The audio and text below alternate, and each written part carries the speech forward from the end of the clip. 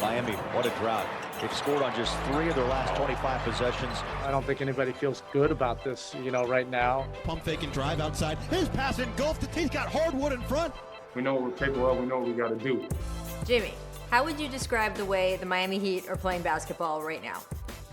Terrible. Terrible. Just terrible. Not the way that we say we want to play, not the way we're supposed to be playing, but it's okay because we will turn it around. And like the saying says, better late than never. Okay, so can you fill in the blank for me at the end of this sentence? The Miami Heat get back to the NBA Finals if? We win some games. If we win some games. That's cheating. That answer is cheating. You know what I'm asking. You said finish the sentence, so I finished the sentence. We know when adversity hits, we're supposed to be better. We're supposed to get better and bring everybody up with us. Maybe here and there we've forgotten that. We will get back to it, though. I promise you that. We will. The bubble was so strange. It did attract the attention of so many non-basketball fans. You were so isolated inside of it, but when you got out, was there any particular meeting with a stranger or any sort of incident that you were like, oh, I'm a lot more famous than I was when I went into the bubble? You know, the craziest thing was it was all about Big Face Coffee. Everybody wanted to know about Big Face Coffee. I would go into the local coffee shops around Miami. Everybody would ask. So Big Face is the thing of the future. They were checking out the competition, Jimmy. They just wanted to know what your track was. It's getting there. I will say, though, just when you think you're famous, Jimmy, you were just a clue on Jeopardy. And the final clue, hoops for 1,000. Recently, this baller barista launched Big Face Coffee and turned his new team, the Miami Heat, into a title contender.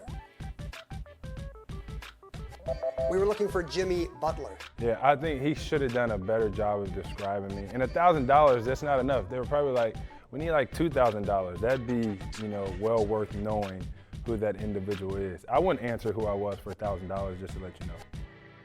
Of course, the biggest challenge for you this year, for everybody, has been COVID. Mm-hmm. Your team was hit really hard. You were out for 10 games with coronavirus. The reports were that you lost 12 pounds in 1 week. What was it like for you? How scary was it? Yeah, it's scary. Don't believe reports of me losing 12 pounds either, because that's not the case. I had a light headache, and I felt like I was ready to go. I wanted to compete. Obviously, you cannot do that. But it didn't hit me that hard. Let's talk about a few things that have happened since you've been back. You guys played the Knicks, and look, you hit the deck at the end of that game. You stayed down. You were looking for the flagrant foul. And then you had the mischievous grin, Jimmy. You peeked out. You couldn't help yourself. How do you rate your acting job now that you've had a chance to look at it? Is 10 the highest? Yes, 10's the highest. 10? Come on. That is elite. You broke acting. character. It doesn't matter that I broke character, but everybody was like, something's wrong. Something's wrong, all right. Elite. Something's wrong with my mental. But everybody was like, oh my gosh. Everybody, Spo, he did one of those gasps. So I know I got a career in acting coming soon. That was not actually your first acting gig. You are from Texas. Everyone knows you're a country music fan. I don't know if people know you were actually in a Luke Bryan video, though. I would like you to rate your performance there as well. Is 10 the highest? Yeah, 10 also the highest. 10. I'm a video vixen. Come on. You got to understand this type of stuff.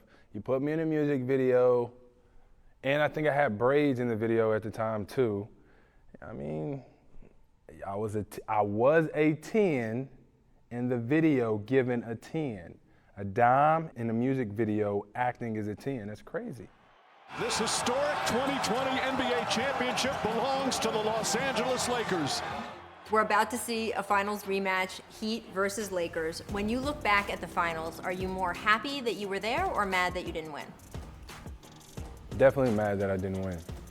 Like, who wants to get that close to something and lose? It hurts. It really makes you mad, but we're a different team. We want to show that we can compete, so that would be a good start. Beat the guys that sent you home. LA is missing one of its big guns right now. Anthony Davis is hurt. What do you expect the game to be like? The same. I mean, they still got LeBron. They still got some really good players. I'm taking our chances like I do every night. It doesn't always end up in a win in our favor, but going into it, I like our chances. I really do. So coming up, I'm taking the Heat. I'm thinking about all the games I've seen you play LeBron over the years, all the different uniforms you've both been in, matchup after matchup. You love being out there against him. You can always tell. Why do you relish those so much?